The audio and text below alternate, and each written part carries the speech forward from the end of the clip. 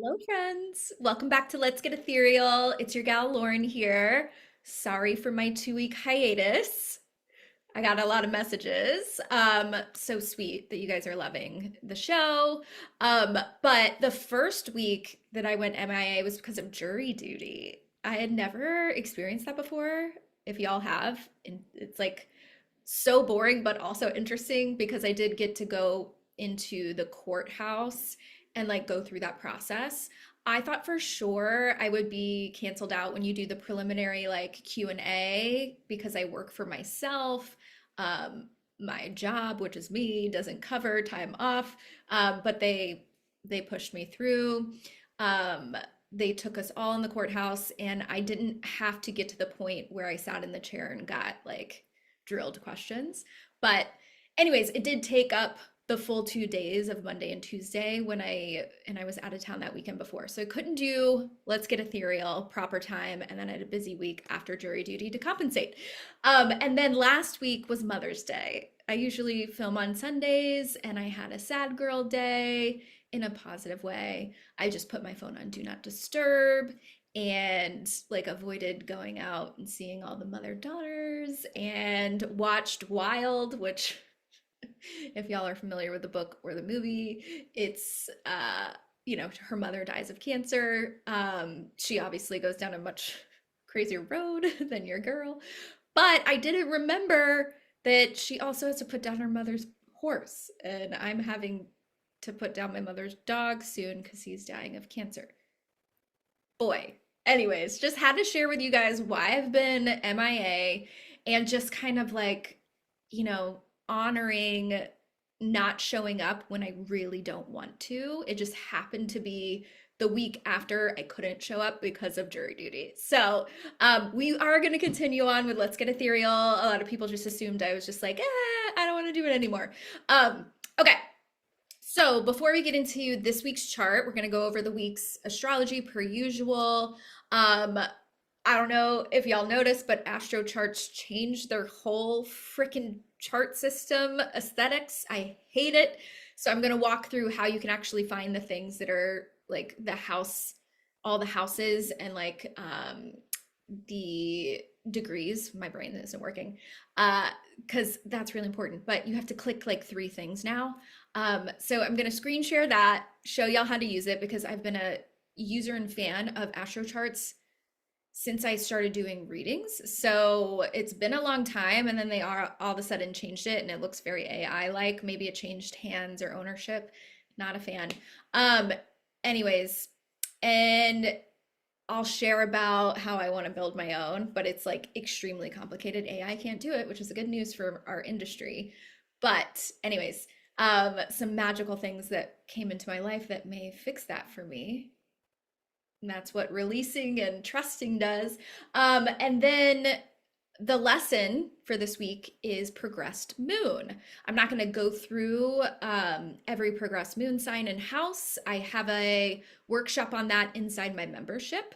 If you want a real breakdown, a long explanation of everything, and way more information. But what I will do is show you how to find your progressed moon, and then you can Google your little hearts out of what yours means and what to expect.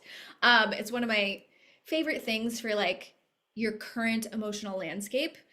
Your natal moon in your birth chart never changes. That obviously, as I've been saying for 10 years, is your most important placement. So like important. But then your progressed moon is like your 2.5 year kind of emotional focus. Doesn't take away from your natal moon, but we'll get more into it in the lesson corner. Okay, let us share the chart of this week. I'm gonna do the over the shoulder. Okay, so here is the chart for Monday morning. I have my other charts ready up here for lesson and show and tell. Okay, so the main thing is, even though we're in Monday, Sunday, which is the day I'm filming yesterday for you guys, we had Mercury and Uranus conjunct. It's still pretty close together on Monday. So we're still feeling it. So this is, and we also had a new moon in Taurus on Saturday. So, or Friday. Friday, Saturday. Um, where's the week gone? So the big energy from this weekend, we're still feeling it. That was a beautiful new moon. If you're in my membership, you got my moon event. And we went through all of it and what it means. But it was a really exciting one because Taurus is so grounding and it's so focused on like the here and now, being present. It rules security in all forms, but you can think of financial security, the things that we own, possessions, but it's also like I think of the physical body feeling secure, present, grounded, safe in this practical living, like touch grass, we're in the world. The opposite sign is Scorpio, which is like everything hidden. It's much more of like that deep emotional well of patterns and all of it. But Taurus is like, we got to live here. We got to make money and we have to survive. So who and what makes you feel safe and secure? And it is a dedicated sign. It's like, what are you going to dedicate to? What do you want to work hard on over time, slow and steady? The best thing about Tauruses and their highest vibration is consistent, reliable. You can count on the earth signs when they're in their high vibe. So that Taurus new moon at 25 degrees this past weekend was really setting us up. It was very close to Mercury and Uranus. So that's what was exciting about it. It's like there's also movement, or conversations or contracts or travel or ideas that came in during that new moon to help you find those secure things and plant in. So I couldn't not mention that briefly. Now, Sunday, Monday, we have this Uranus and Mercury, which we still had at the new moon, but this is like now Mercury has entered Gemini with it, whereas in the new moon it was in Taurus. So Mercury rules Gemini. So we love Mercury and Gemini. It is the planet reminder of communication, our minds. Wherever Mercury is moving in your birth chart, just think of that area of your life gets busy. You're curious about this area of your chart. You're putting time, energy, your routine is focused here because Mercury rules those things. Your mind is there. It's busy. You're juggling, okay? When it meets up with Uranus, fast, change, future, sudden, you can think of sudden ideas, sudden conversations, sudden path changes, schedule changes, routine changes. Yes, Uranus can bring like a destabilization into the mix, but at its best, it can bring like epiphanies. So what was going on Sunday and today? What ideas you have even into the middle of the week? This is still really loud. Reminder, I say this every week, but I'm like, the astrology I cover every day, you can think of it all week. We're feeling all of it, okay? Except for the moon transits. So what are ideas that you have this week? Gemini is very curious, very, very at its toughest, like squirrel. I'm like focused. I like want to start this, but I also am starting this halfway through instead of finishing this. So heads up on that. Write down all your ideas. Speak your truth could be a thing that we like share your ideas, writing, speaking, teaching, mentoring, guiding, all Gemini things. Mercury's there with Uranus saying, maybe let's reinvent the way that we share our thoughts and ideas. The world is reinventing the way that they share the thoughts and ideas when Uranus moved into Gemini. I will go on a Uranus rant at the towards the end about how I hate what's going on in the clickbait astrology world around this transit, and I'm gonna debunk it. But it's gonna be 7 years of reinventing towards the future, new ways of communicating, traveling. I think it's gonna disrupt travel. I think the gas thing is gonna become an actual issue perhaps, because with any change, usually it's like because of something not working, we have to reinvent and innovate. So something's going to be going down. Also, Uranus in Gemini is going to be 7 years of new ways of tech and communicating. Okay. Uranus rules tech, future. Think of AI, robots, blah, blah, blah, blah, blah. Okay. And how we get around. Because Gemini is travel. So I think maybe with the oil stuff, there's going to be even more ways of transferring things. Okay. That's a bigger topic that's not just this week, but because Mercury's meeting there, I'm okay, what does it mean for us? Ideas that'll help you visualize and start plotting out your future goals. Okay. So if you had sudden realizations the past few days, unexpected conversations, maybe, um, if this is happening in like a fifth, a seventh, a third, it could be other people or 11th, relationship based. Okay. Coming towards you, matching with somebody, or collaborating an idea, getting a DM for a business collab, stuff like that. If it's more in your emotional houses, fourth, eighth, 12th, then it could be more of like an emotional epiphany or a conversation that needs to be had. If it's in work houses, sixth, 10th, and we'll throw third in there too, it could just be like project based, colleague based, stuff like that. Um, Ninth is also ideas. Ninth, fifth, and third. Third is coming up a lot. Third house rules so many things, and I'm like, it can be work related, it can be ideas and like hobbies related, even though that's sometimes fifth. And it's other people too. It's collaborative. So, okay, that covered all the houses. And first house, how you want to present. Okay. Second house, eighth house, money. Okay. So anything that changed your perspective, clock it. Okay. It could be a weird moment when your brain suddenly is connecting dots, etc. So nervous system spike a little bit, anxious energy when Mercury is in Gemini. It likes it here, but it's trying to do too much. Okay. But Venus is on its way out of Gemini. And so is the sun entering Gemini soon. So, okay. Big transition this week as far as planets moving signs. So on Monday, we have Mars moving into Taurus, 0 degrees Taurus. And we also have Venus moving into Cancer, 0 degrees Cancer, as you can see here. How cute that the moon and Venus are holding hands as they enter Cancer. These are the two feminine planets. We all have masculine and feminine in our charts. And they're hand in hand going into Cancer together. So sweet. So cozy, comfortable, warm. May into June is like some really sweet astrology.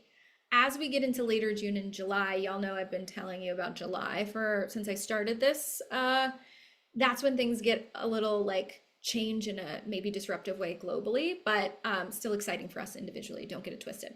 But why I'm saying this, I'm like, take advantage of May. It feels so special. Okay. So this is really sweet. Let's talk about Mars first. Mars moving signs. And then we'll talk about Venus. And then there's some aspects going on that are direct on Monday. So Monday is getting the bulk of our week. And so we're starting off the week with a lot. Okay. Out the gate on Monday. Okay. So Mars, the planet, masculine energy, initiative, drive, action. Okay. When it's in Taurus, Taurus is an earth sign. Okay. It's coming from Aries, where Mars rules. Okay. Mars in Aries is like fast, reactive, impulsive, little impatient.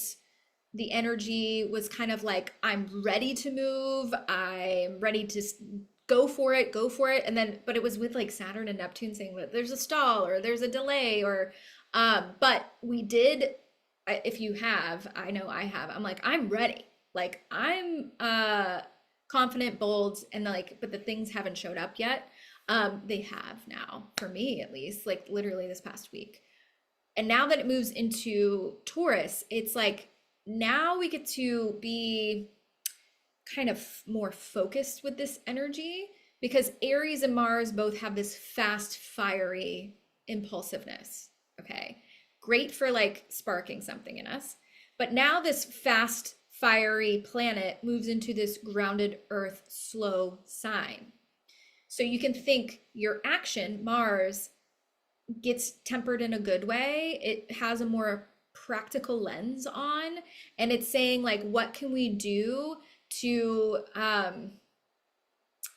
keep things going? More endurance. That's the word I'm looking for. Endurance. Okay. It's less urgency. It's much steadier motivation. And Taurus really wants results that last instead of like okay, sometimes when Mars was in Aries, it's like, oh, we just needed to act. We needed to get off our ass and do something.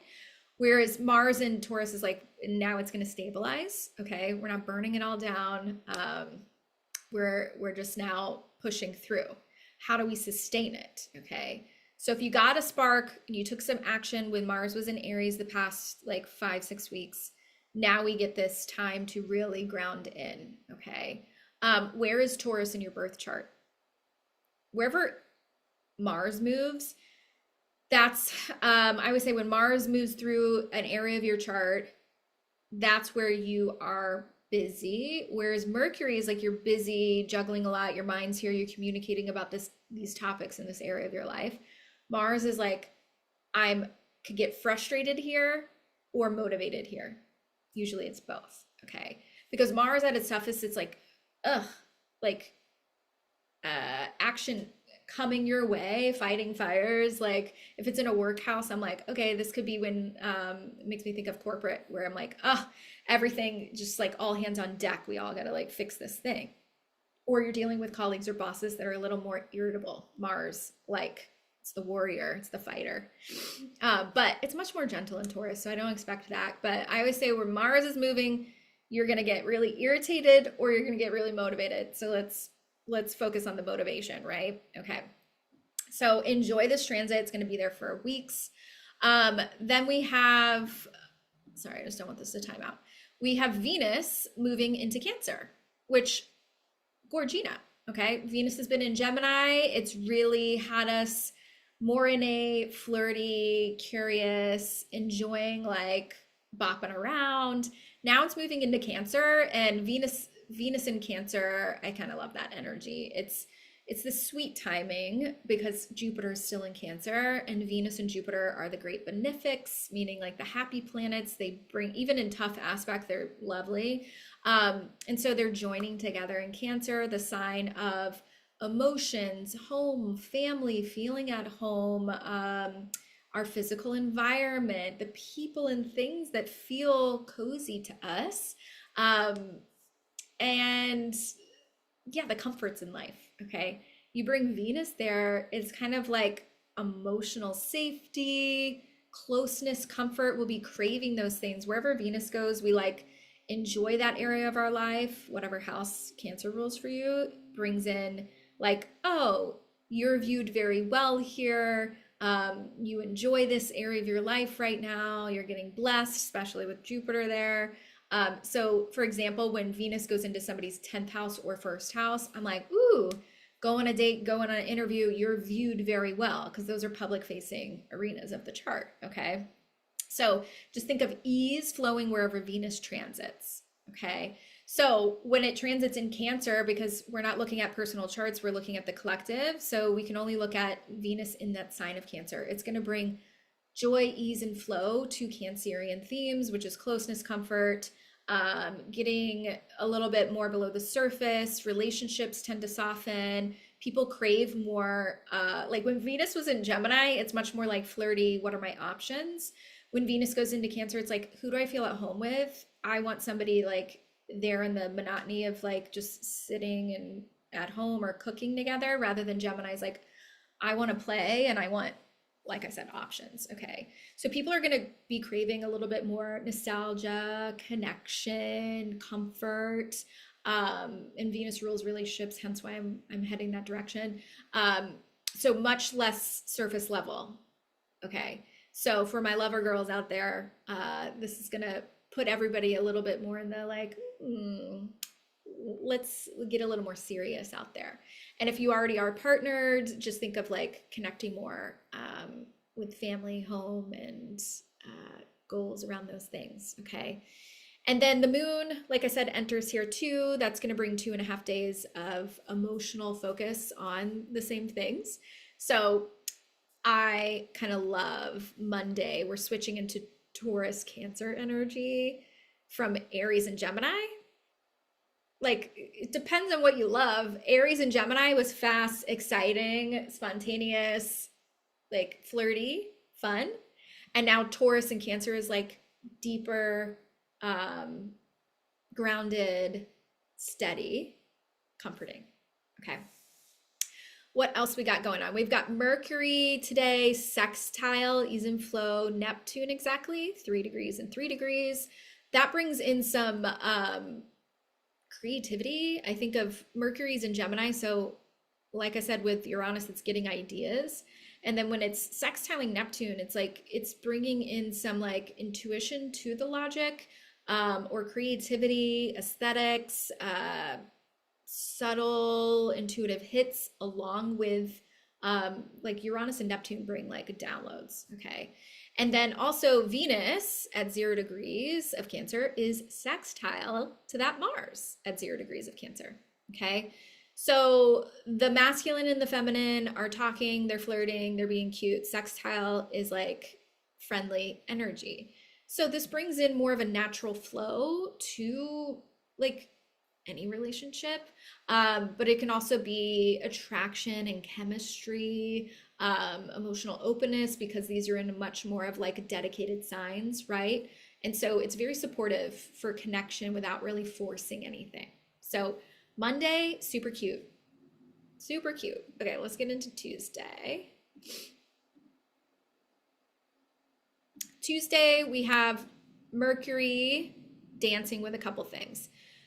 First, it's going to sextile the North Node early in the morning, and then it will trine with Pluto at the nighttime.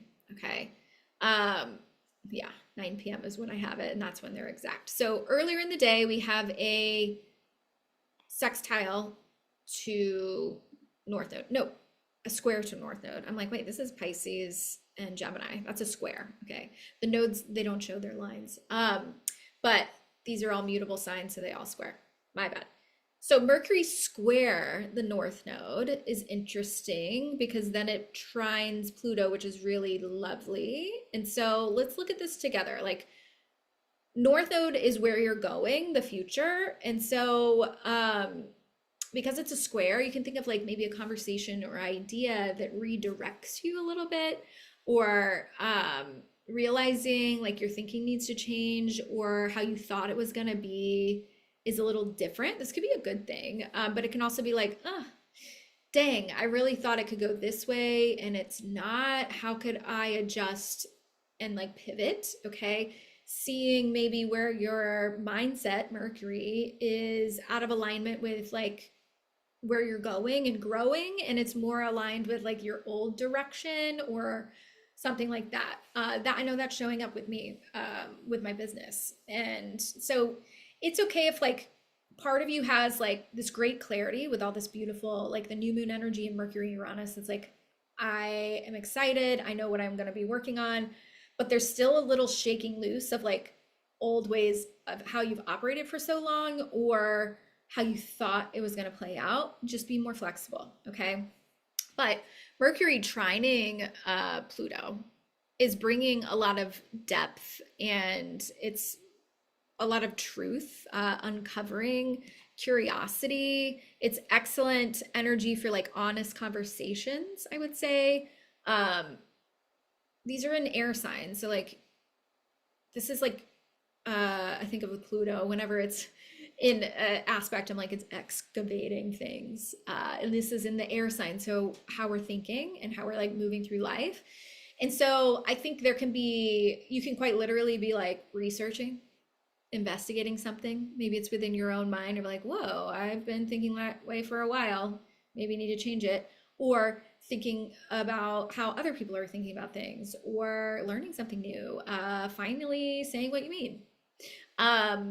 I think it's really powerful. I think it's really intuitive. And I think it's like giving us confidence to speak our minds in the way that we love to do. Okay. So there's a little less interest on surface level communication with this aspect. And then you pair like what we just talked about with Cancer and Taurus. I think people are just craving much more realness now.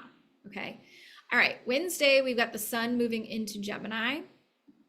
Happy birthday to my Gemini friends. Okay. Let's see, 29 must be happening at night. Yep, 0 degrees. Okay. Ooh, look at all those blue lines. And the sun will be meeting up with Uranus We'll probably talk about that more next week. Um, no, it's probably in a couple days. So we'll see. But that would be a Kazemi. But Sun moving into Gemini from Taurus. Okay, we kind of already talked about this energy. Because Mars just entered Taurus, think of the Sun was there. So there's a lot of Taurian things. Now it's moving to Gemini. Wherever the Sun moves, just think of like also a focus. And these planets have been moving quite close together. So when the Sun enters Gemini, it's like it changes the collective pace. When planets move signs, so we've got 3 now in a matter of 2 days, 2.5 days, 3 days. Just think of it as like your favorite actor. We'll just say Leo DiCaprio. Think of the planet as Leo DiCaprio. Still the same person, but the role is changing. So it's a whole different vibe that they're portraying. But there's this familiarity of that planet, that person. Okay. So we've had Mars changing roles, Sun changing roles, and Venus changing roles. Okay. So when the Sun moves into Gemini, it's like it's coming out of that slower grounding energy of Taurus and into speeding things back up. More conversations, more movement, more social energy, more curiosity. So as Venus left this, we get Sun. So we still got a lot of Gemini energy. We've got 3 planets in Gemini. So we're still, what are we thinking about? How are we communicating? What are we curious about? Change your mind, pivot, all up for grabs with Gemini season. It's really mentally stimulating. The watch out, like I mentioned a little bit before, is like starting a lot but not following through. And I'd argue that's fine. Like start reading the book and don't finish it if you don't want to. Start learning this thing or implementing this thing and you're like, I don't like it anymore. It's the beauty of mutable energy. The mutable signs are Aquarius, Gemini, Virgo, and Pisces. No, yeah. Aquarius is not one of them. Virgo, Pisces, Gemini, Sag. Those are the mutable signs. So I always say if you have a lot of mutable energy in your birth chart, you're pretty great at pivoting, being flexible, like easygoing, chill. And so we've got 3 planets in a flexible, easygoing, chill sign. Okay. Gemini gets bad rep for being two-faced. And I'm like, no, why do people say that? The twin thing? It's more of like multifaceted, can see perspectives, has the balls to change perspective when they gather more information. Okay. So allow yourself to gather information and change your mind this Gemini season. The seasons last a month. Okay. All right. Thursday, nothing. It's all this stuff still. Friday, we've got Venus squaring Neptune. Okay. Neptune and Venus. Like I said with Venus and Jupiter, that can kind of do no wrong, even in square. But it brings in a little bit of a Delulu energy, okay? It can feel dreamy and romantic and really creative, but it can also confuse things, blur some boundaries. So when it comes to Venus, love or money, value worthiness, okay? Be cautious around Thursday, Friday, Saturday, around like being convinced of anything in the financial or love department. Be a little discerning, okay?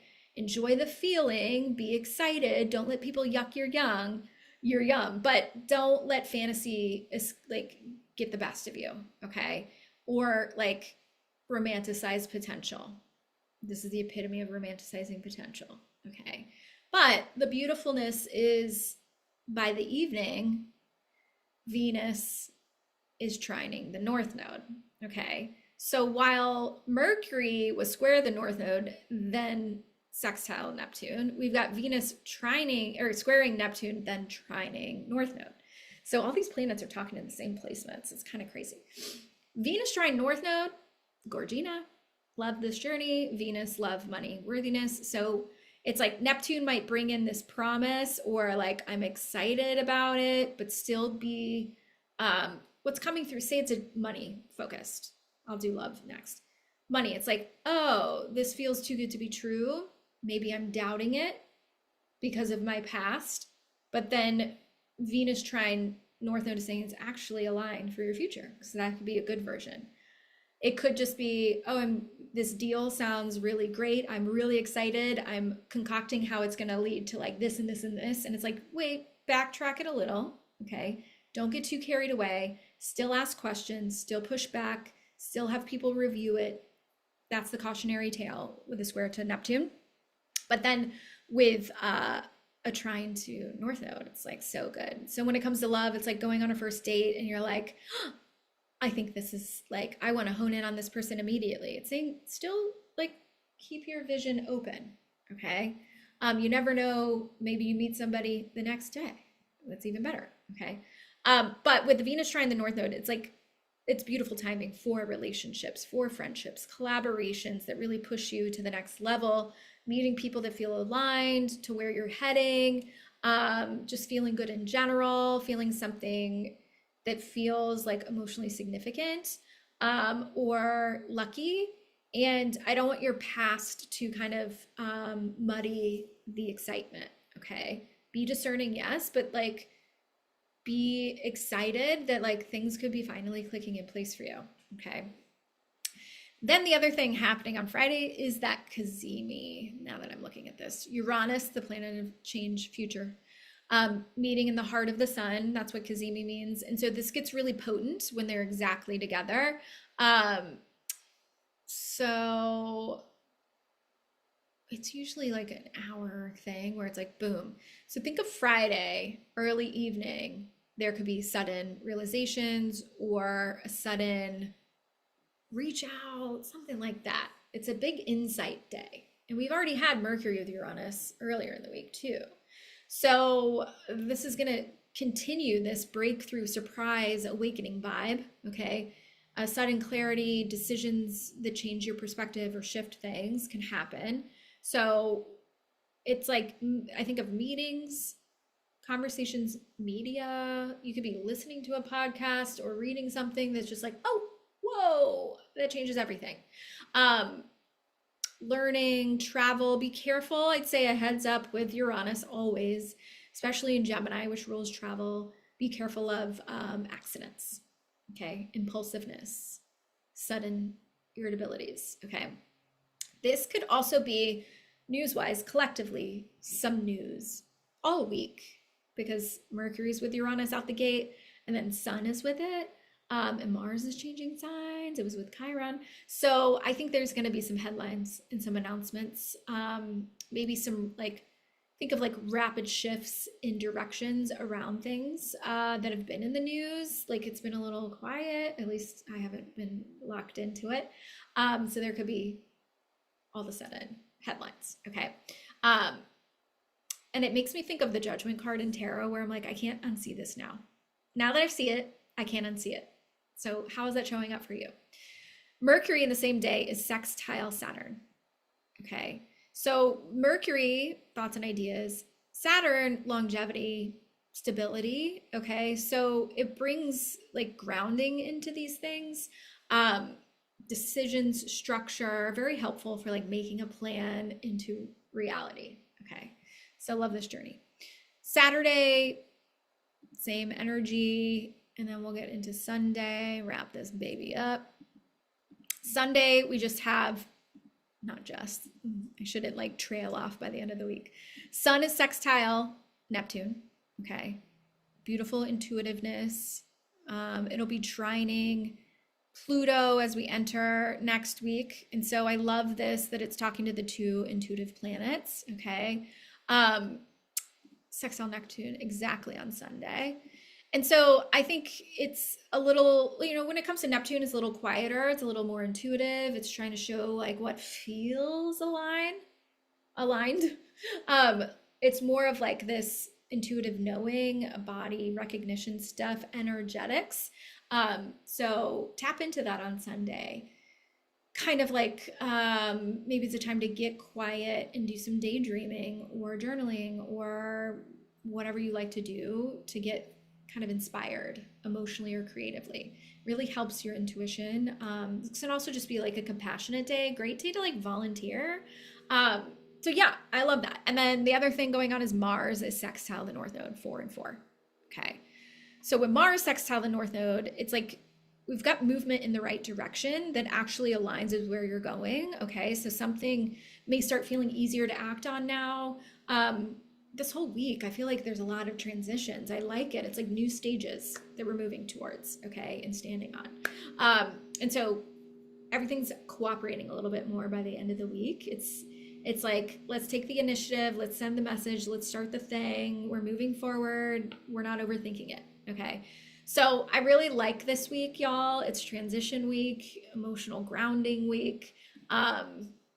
It feels more like fresh perspective, okay? And with Mars slowing down to Taurus, it's like we're feeling a little more in control, a little less reactive or impulsive. And then Venus is showing us like what matters emotionally. And I just feel like with all this like sudden clarity of Uranus meeting with Mercury and then Sun, it's like, don't be so set in certain ways. Like let life surprise you, let trajectories reveal, conversations happen, write everything that you come up with down. There may be something really useful in that for the future. Okay, so transitioning out of the astrology of the week, I wanted to show you guys the new astrocharts.com because that is the charts I use in my workbook. It's what I use in my mood events, in my readings, my course. They haven't changed in 10 years. So I was just like, whoa. And I'll just do a share with you. So like I was going to do my course, but something kept telling me intuitively, like, no, wait, there's something else trying to come through, which did come through the last couple of weeks, by the way, which would not have allowed me to do the course. And the chart system that I built the course on changed the day before I got the email about this opportunity. So listen to your intuition, first of all, but also I hate that it changed because it just goes to show that I've been wanting from the beginning. I always said charts are so tacky, they're so ugly, they're so gross. Why isn't there a new one that's like aesthetically pleasing? I found astro charts and I found the black, like you can make them black. And that was my style. I loved it. Okay. If you have a reading with me, you got your black birth charts that look like this. Aren't they just so much more aesthetically pleasing? But it changed. And so I would love to have my own chart system. People like that are really, really like my friend's husband is like an advanced AI. He's like, you can build it with Claude. And I was just like, I don't think so. And I was telling him and he was just like, basically, no, you can't, blah, blah, blah, blah, blah. And then other friends are like, yeah, absolutely. Claude's amazing. I get on it. No, you can't. Good news for my industry. Okay. You can either buy licenses because the ephemeris is what it's called, where it tracks all the past and all the future transits. Okay. That's so complex. The math is insane. It's wild. Okay. And there's this, astro.com owns it, like the ephemeris or part of whoever owns that. And you can either buy the licensing and then implement it, okay, with a developer, not by yourself, or try to create one with a developer. And that was priced out on Claude for like 20 to 30 grand. Okay. So I would love to have my own charts. We shall see. Okay. I would love to have an app that just had the charts ingrained. But that is why there's not a ton of that. It makes sense why there's not a ton of people making astrology apps with all this AI, because you can't. You got to pay big bucks to have the chart calculator. Anyways, rant over. Let's show you the charts, okay? Astro charts, tried and true. I'll show you mine. It looks kind of like, and see when you click on it, it doesn't open. I already forgot. You got to scroll and then view the full chart. See how it looks cool. I'm not gonna lie, it's pretty, but it's like so thin. It's hard, like your eyes are like, I gotta hone in further. So view the full chart. Okay. It highlights these things. It almost speaks, it dumbs down because it's speaking to people that don't know astrology. It's like oh, let's highlight their sun, moon, rising. And then the houses, they only highlight the ascendant and MC. I'm like, people need to know the whole chart. So they like, ew, okay. It feels a little like co-star, feels a little AI, okay. Um, all right.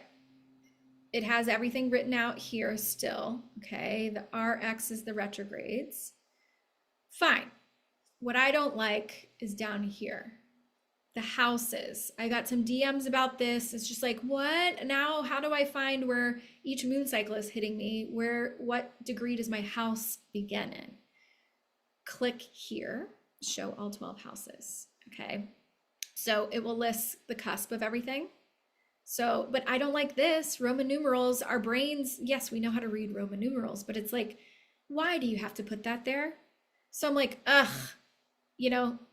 this is annoying. Then I'm like, this is the sixth, just put sixth house. So anyways, the cusp is here, okay? So you'll know where everything starts, but here's just the planet symbols. And for those that don't know what these symbols are, they might be like, what's this?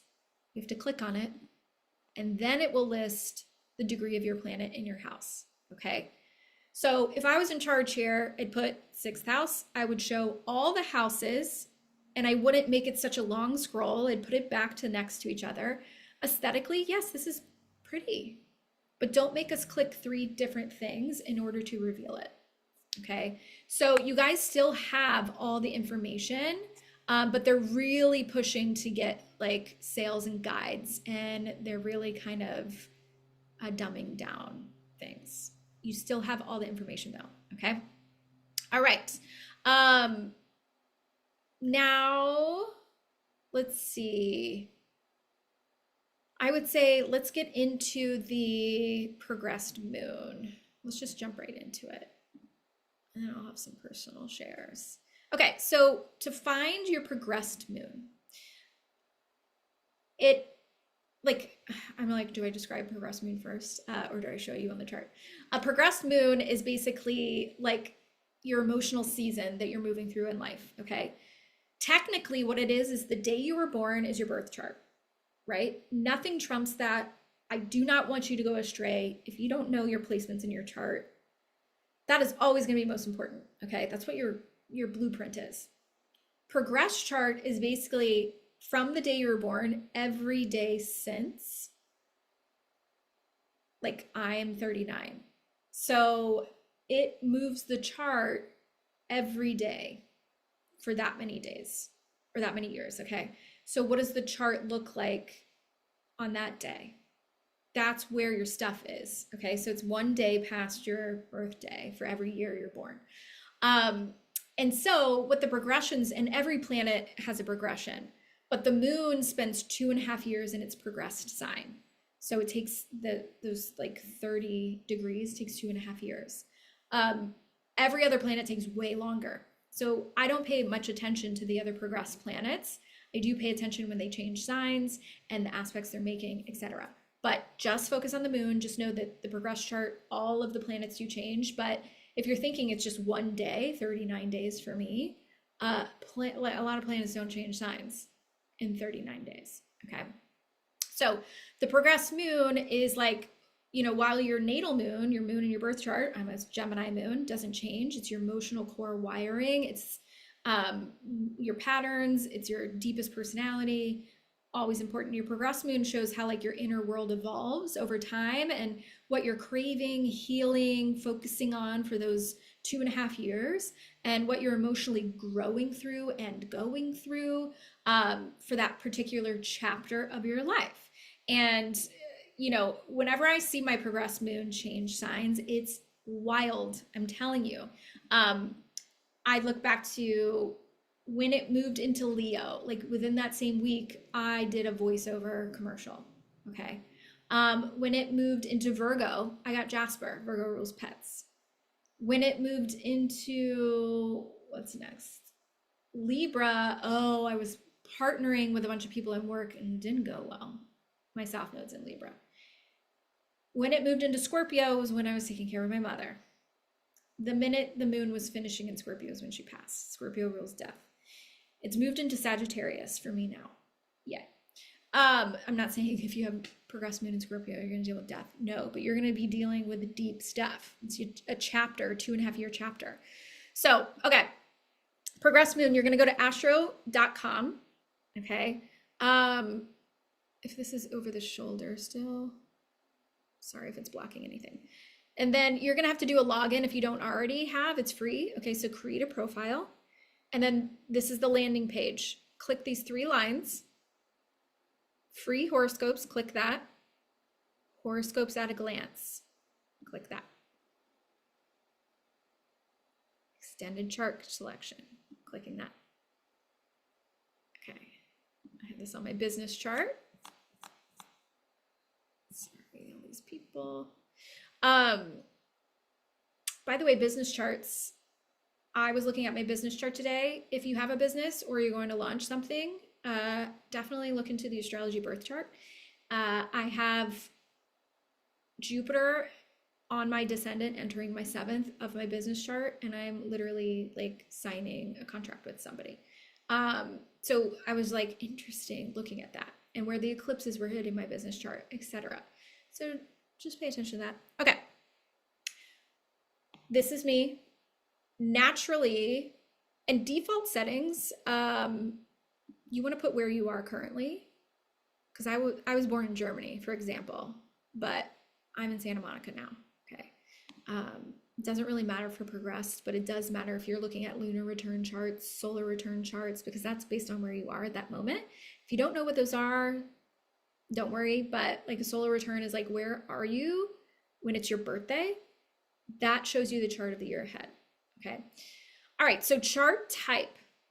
You're going to, this site is fantastic for all these different charts. Okay. You're going to look for progressed chart. Boom. This will be your info that you plugged in. Okay. Show the chart for today. This will automatically show today. Okay. All right. So this is what my chart looks like for September 10th, 86, 39 days after I was born. Okay. Like I said, every year is one day. So this is what the chart is evolving over time. Okay. You just look for moon. Where's this symbol? What is it doing? Ignore everything else. Okay. And if you're like, Lauren, I don't know what that is. This is Sagittarius. So like my moon has entered Sag a few months ago. Okay. It was in Scorpio for 2.5 years. It also changed houses for me. Okay. These pie pieces are the houses. So for me, I'd be like progressed moon in the 12th house. And I would read about progressed moon in Sagittarius. Now, say you have a progressed moon in Sag, but it's right here. It's about to move into Capricorn. I'd read about both. I'd get ready, okay? If you just had a moon, so reminder, charts go counterclockwise. It goes 0 to 30, 0 to 30, 0 to 30. So if your moon is at one side or the other, just read about the previous one or what's to come, okay? And if you scroll down to here, moon, 4 degrees Sag. Sag is Sagittarius. So that will help you find what sign it's in, okay? I'm trying to think. It's like, you know, if the progressed moon is in water signs, you're going to be much more focused on like feelings, emotions. If it's like, for me, for example, it's with Saturn, fuck. You know, I'm like, seriously? I finally get a Sagittarius, which is about expansion, adventurous, optimistic moon. It's like a 2.5 year emotional landscape of being more excited and like what's to come. A lot of expansiveness. But it's meeting up with fucking Saturn, which is like womp womp, serious, get your shit together. Okay. The day that they were exact is when I started EMDR therapy. 12th house rules those things. I'm getting serious about the emotional work of unlocking any past stuff that is keeping me from things that I'm trying to get in this real world now. Okay. So it's really interesting. I encourage you to look at that. You just find that moon symbol, read about your progressed moon. Or if you're in my membership, watch the workshop. It's posted in there. Or join my membership. We got like so many good workshops in there. Compatibility, North Node, Progress Moon, Chiron, the angles of the birth chart, articles on feng shui, numerology, every moon event's included. It's $33 a month, cancel anytime. Each moon event is 22, so that's 44 a month if you were to do it a la carte. Okay, and then I would say the Uranus clickbait thing, I just wanted to cover with you guys. I got so many people DMs me, like other astrologers, like memes or quotes, even if they're funny. Like, for example, Uranus moved out of Taurus into Cancer, or into Gemini. And they're like, all the Leos, Aquariuses, Scorpios, and Tauruses, free, excited, like, yay, celebrating 7 years of fucking chaos. You know what that means? That same astrologer is telling everybody that is a Gemini, Sag, Pisces, and Virgo that you're in for 7 years of fucking chaos. No. When a planet takes 7 years to move through a sign, it is not interacting with your chart that whole 7 years. If you're a fucking Taurus sun sign, you think you're going to blame Uranus for 7 years of insanity? If anything, it met up with your sun for like 6 months and it just encouraged you, are you, sun sign, like limiting yourself? Uranus is like future oriented, freedom, flexibility. If you're staying stuck, yeah, it caused annoyances in your life for the better. If you weren't somebody that was like limiting yourself, then it was providing surprises and opportunities that created change in your life for the best way. Okay. So I really hate that. For example, it moved into Gemini. It's only at 1 degree of Gemini. Okay. My moon is in Gemini, but not till 21 degrees. It's going to take years before it meets up with my moon. Okay. So I don't like those things. Don't send me other astrologers shit and don't tag me in the things. I get like, so I'm like, I don't say those things. Don't make people think that I'm giving that message out. No. Okay. All right. Anything else? I saw 3 movies in the past week.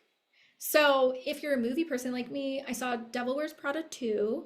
Super cute. Obviously not as good as the first one, but loved, just, it was just kind of like, fun movie. Why not? Go see it. So cute.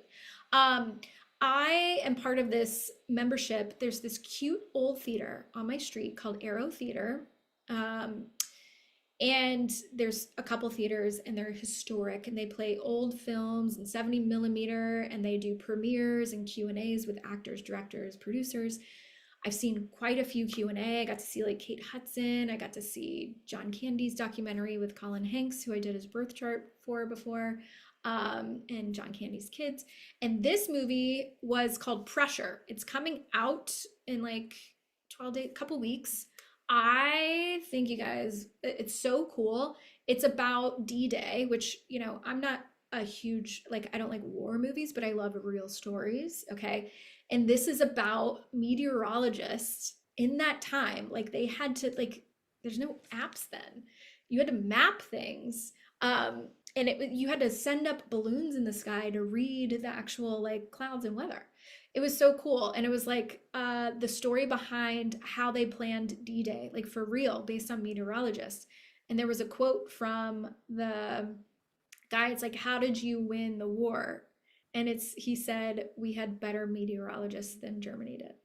So it was really cool. And I got to see a talk with the director. I think he also wrote it from a screenplay that was already existed, or like it was being a real play. Brendan Fraser was there and he was hilarious. And then Adam Scott, who I have a huge crush on now, I already have from Fleabag, if you guys watch that show. But he was in it. He was fantastic. He was the main guy. But Brendan Fraser was so funny. You guys, he has such ADHD and he was like going on tangents, but like so captivating. And he was just like, sorry, I have the memory of a clownfish. And he was so funny. Anyways, I love that. I think there's nothing cooler in the world to then hear about the making of the movie, the choices, the stories behind it. It was so fucking interesting. Go see that movie, Pressure. And then yesterday I saw the Michael Jackson movie, and oh my God, it was so good. I didn't want it to end. I was like, can I watch 3 more hours of it? So if you're like me, go see some movies. It was so fun. Um, Anything else in my life? This new moon was in my seventh house, you guys. And on the day of the new moon, I got word of getting chosen for this business opportunity, TBD. We got to still feel it out, okay? And I got asked on a date on the same day. Seventh house is partnerships. The date ended up canceling, go figure. But I'm also starting working one-on-one with a client who's done my course, and she wants to do deeper one-on-one work. So I'm going to start training her this week. So that's also a seventh house thing. So this is me just reminding you, like, astrology won't make it happen, but it helps you trust things. Because I knew that the seventh house new moon was really well aspected in my chart. It's trine my Venus, sextile my Mercury and Jupiter, okay, coming from my seventh house. And I knew, and Venus rules my seventh, I knew, and it's in my 10th of career, I knew to trust this work opportunity, okay? So it doesn't dictate, but it helps you look for things or notice things or be more open to things. And that's my favorite part about astrology. We don't live by it. We don't try to control our lives or blame the planets or anything like that. But I always say, if it makes you trust, have more ease and flow, get excited about things, know when and when not to react or respond or take things personally, amazing, right? Okay. Love you guys. Thanks for tuning in. I will see you next Monday. Have a beautiful week. I love the astrology, and I'll see y'all later. Bye.